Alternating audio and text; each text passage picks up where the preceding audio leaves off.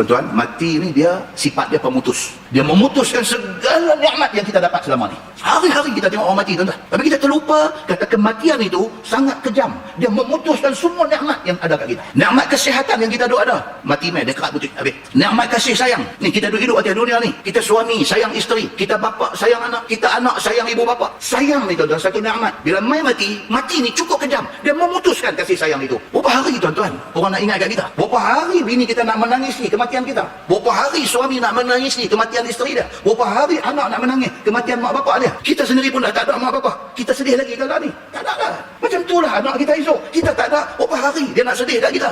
Tak ada berapa hari dia lupa tuan-tuan dekat kita. Kematian itu memutuskan nikmat kemewahan. Rumah banglo nilai harga berapa juta ke? Semua tu tinggal value rumah kita. Dia kata rumah ni 15 million kalau nak jual. 15 million tuan-tuan. Malam ni kita mati. Tidak ada makna 15 million tu. Kita terputus daripada nikmat kebendaan.